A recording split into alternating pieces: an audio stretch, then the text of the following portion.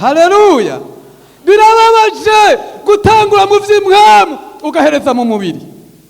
Nimba mubikora kubwo gukebana, muriko mukorera ubusa, muriko mwubaka ibizobacira urubanza. Ariko ivyo mukora byose mubikorana urukundo, niho Imana se umwami wacu Yesu Kristo azohezagirwa.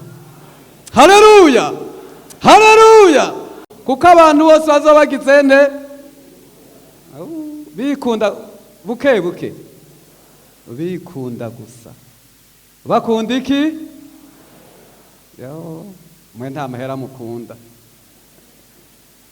Twebwe turakunda amahera mu buryo atakono babarira. Imana idufashe. Haleluya. Uko rero kuntu twe dukunda amahera, hageze kuwa gatandatu ni kuwa Mungu baduhereza double salaire. Bwana sifiwe. Haleluya. Ukorera idolari 30 nangahe ku isaha, bacaguha 60 n'andi canke 70 kugira ngo uje gusenga. Bwana sifiwe. Kugira uje gusenga muca mwumva igituma bamwe badasenga, kuko ngo bazabakunda amahera, mwe ntayo mukunda. Ariko ngomba tuvugane ku ijambo ry'urukundo. Imana ihabwe icyubahiro.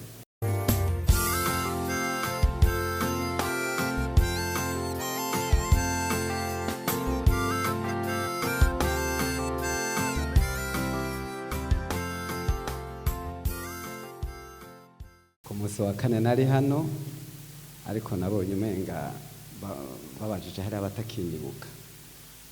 Amazina nayo nyene, mba mu gihugu ca Adelaide mu y'ubumanuko, muri Australia y'ubumanuko mu gisagara ca Adelaide. Nuko hanyuma nkuko yavuze ndafise intasho n'indamukanyo n'intahe n'ibintu bitatu ngira ndabivuge mu ncamake. Imana ihabwe icyubahiro. Intahe yanje ngomba ndirimba ururirimbo rw'149 mu Giswahili. Izoba ari intahe. Indamutso nayo y'ishengero, kuko nararonse umwanya, nabwo nazanywe n'ibihe bibi, nazanywe n'ibihe atari byiza, ntabwo niteguriye kuza hano, kuko umuvyeyi wanje yaritavye Imana, twamuhambye ku munsi wa kabiri uheze. None rero urumva sinazanywe n'ibihe byiza, ariko narasezeye ishengero. Itariki 3 z'ukwezi kwa gatanu nari mu ishengero, nararisezeye ishengero n'abakozi barantumye intasho zanyu mu Bikolosayo 4:2 gushika kuri 6. Aho kuvyintasho ndahejeje. Kubwo intahe navyo reka tufata. Nimba munkundira, sinzi ko mumfasha kuririmba, ndazi ko muyizi, ivuga ngo uzimani nayo moyone. Ni mu Giswahili 149. Uzimani nayo moyoni daima, uzimani Yesu Mwokozi aliye ingiyalo, ni hakika akanitilia hodari, nashiba rohoni kwa raha ya Mungu, na moto wa mbinguni ulimo napata kukaa nuruni kabisa, na nuruni Yesu Mwokozi.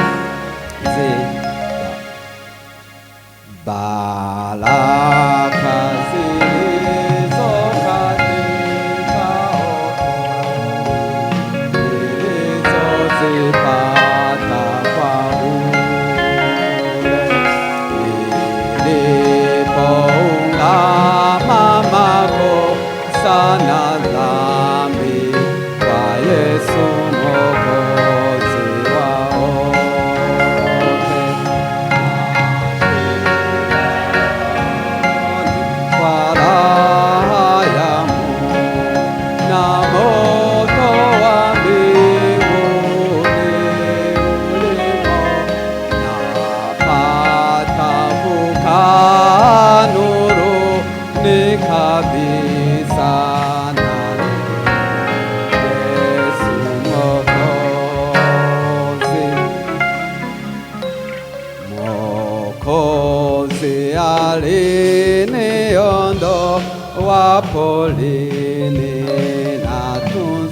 shambani mwa Mungu, na sasa kwa mvua na jua la mbinguni na mtani ya matunda, na shiba rohoni kwa raha ya Mungu, na moto wa mbinguni ulimo, napata kukaa nuruni kabisa, na nuruni Yesu Mwokozi.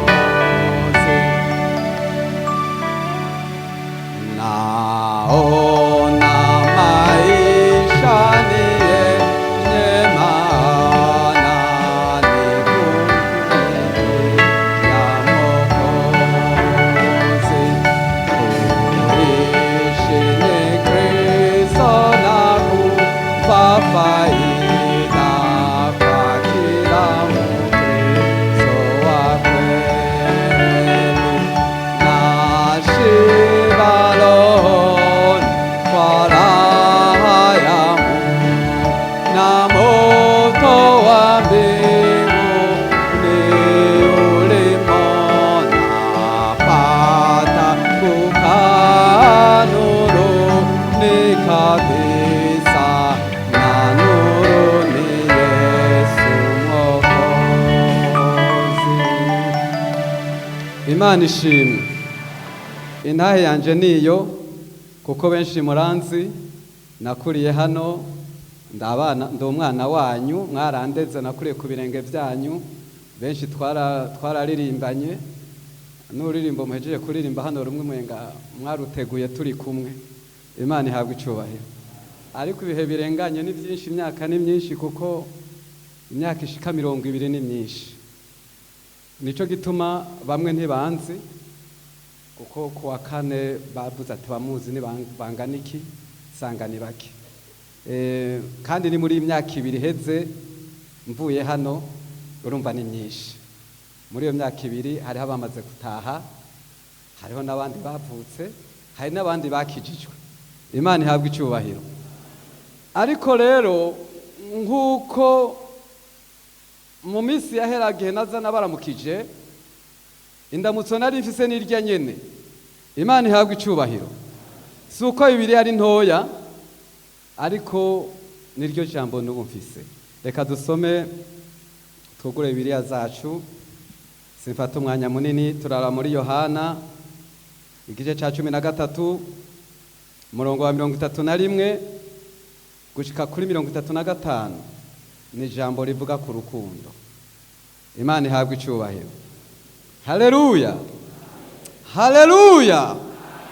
Ni jambo rivuga ku rukundo, nta rindi mfise, kandi ndabipfuriza gukundana. Bwana sifiwe. Bakozi b'Imana, ndabipfuriza gukundana, kuko urukundo rugira neza. Haleluya. Urukundo ntirugira ishari, ntigwihayagiza, ntigwihimbaza. Imana ihabwa icubahiro. Haleluya. Urukundo ntigwihimbaza. Uno munsi abantu tugenda tugira ibintu dushikwako n'ibyavuzwe, kuko iyo ndiko ndaraba muri Timoteyo wa 2 igice ca 3, Paulo abara Timoteyo ngo ariko amuzi yuko mu minsi iherezo hazobaho ibihe bigoye. Yesu ashimwe. Haleluya. Ibihe bigoye ngiye biri muri Australia, hano mu Burundi ntibiriho, ariko hari iwacu ibihe bigoye byadushitseko. Ugiye ugasoma hajya muri Timoteyo ucubona ngo kuko abantu bose bazobagize nte bikunda buke buke, bikunda gusa. Bakunda iki? Yo, mwe nta mahera mukunda. Twebwe turakunda amahera mu buryo atakono babarira. Imana idufashe. Haleluya.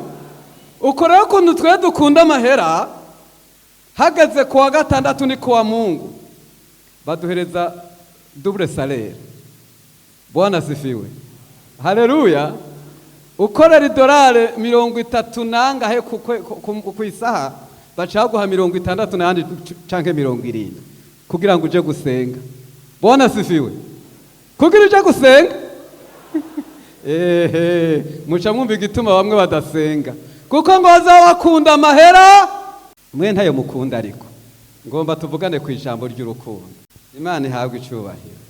Navuze Yohana 13 umurongo wa 31 havuga ngo icagezwe gisha. Nuko amaze gusohoka Yesu aravuga ati, noneho umwana w'umuntu arashimagijwe, kandi Imana ishimagirijwe muri we. Kandi Imana kwishimagirijwe muri we, nayo izomushimagiriza muri yo, kandi izomushimagiza vuba. Bana bato, ndacari kumwe namwe akanya gato, muzondondera, ariko nk'uko nabwiye abayuda naho nja ntimushobora gushikayo, niko nanone ndababwira namwe. Umviriza rero ijambo yabahaye ku murongo wa 34. Ndabaha icagezo gisha, nimukundane nk'uko nabakunze, abariko namwe mukundana. Nimwagiranira urukundo, niho bose bazomenya ko murabigishwa bande ba Yesu. Imana ihabwa icubahiro. Haleluya, haleluya. Uni Yesu nyene, si Paulo canke abandi, ni Yesu ariko asezera abigishwa biwe. Kandi ari gituma yavuga gutyo, nuko yarazi ko inyuma yiwe hazoba ibindi bikomeye. Bwana sifiwe, Bwana sifiwe. Yarazi ko abantu bazokwankana, bakankana bapfuye ubusa.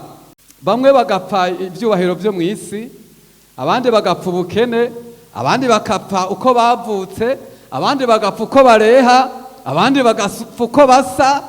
Ibintu bituma abantu bankana ni byinshi. Imana idufashe. Haleluya, haleluya. Abandi bakazira n'imihezagiro baronse, ariko umuhezagiro uva ku Mana. Imana ihabwa icubahiro. Aravuga ngo ndabaha icagezo gisha. Imana ihabwa icubahiro. Haleluya. Shengero ryo kuntahangwa. Bwana sifiwe. Haleluya. Nimwakundana mwese, niho bazomenya ko murabigishwa b'Imana. Suko muzovuga ubutumwa cyane. Bwana sifiwe. Ndabona uno munsi mu Burundi murafise iterambere rikomeye. Iyo ugiye mu mamisiyoni atandukanye, hariho competition mu kubaka amasengero, ugasanga bubaka amasengero agerekeranye, kandi ni vyiza, ariko mbega mubikorana urukundo. Imana idufashe. Haleluya. Nimba mubikora kuvuga gukebana, muriko mukorera ubusa, muriko mwubaka ibizobacira urubanza. Ariko ivyo mukora byose mubikorana urukundo, ni Imana se umwami wacu Yesu Kristo azohezagirwa. Haleluya, haleluya. Ngize iminsi sinaronse umwanya wo kuzunguruka, kandi sinzozunguruka. Igihe nashika hano muri 2024, kuko naheruka hani Bujumbura kera, nazunguruse gatoya, ariko amaso yanje yaranyeretse n'amatwi yanje yarampaye, mugabo nagize umubabaro. Imana idufashe, Imana idufashe. Haleluya. Birababaje gutangura mu vy'imwemu ugahereza mu mubiri. Nukuri muri ko muvize iterambere rikomeye. Ndabona ni vyiza. Mbere muri ko mwirukira muri ntuzeye ngo 40-60. Siko tuvuga. None siko tuvuga. Ariko ndababare andi mwame mwiteguye, kuko mutazi umuzi canke isaha. Amen. Uzima ninayo moyo ni daima, uzima ni Yesu mwoko aliyeinggia rohoni, hakika akanitilia hodari, nashiba rohoni kwa raha ya Mungu, na moto wa mbingu ni ulimo, na kwa takuka nuruni kabisa na nuruni Yesu Mwokozi. Iyo niyo ndamukanyo yanje. Imana ihabwa icyubahiro. Nitutasubira kubonana tuzosubira. Amen. Haleluya. Ariko mugira urukundo, mugira iterambere, mwiga amashuri, mwubaka amazu, muyiberemo, ariko mugira urukundo. Haleluya. Ibyo mukora ntimugakore kubwo gukebana. Imana idufashe. Nama mfite umubabaro kuri Gahini yatanze ibitagira ikimazi kubwo gukebana na Abeli. Ewe Gahini, subiza inkota mu bwubati. Haleluya. Imana ikugirira neza, iguhe kugira urukundo, mwubaka ingoro y'Imana mu rukundo, mwubaka umubiri wa Kristo mu rukundo. Yesu yapfiriye bose. Imana ihabwa icyubahiro, kandi azoza kugarukana, azotwara bose, azotwara abafise urukundo. Imana idufashe. Haleluya. Ntazotwara abazi kuvuga ubutumwa cyane cyangwa abavugishwa mu ndimi zitamenyekana ntumbaze, kandi kuzivuga ni byiza, ariko azotwara abafise urukundo. Umwami abahezagire. Turagushimiye Mana ya Aburahamu na Isaka na Yakobo. Turagushimiye wewe uri Imana nzima.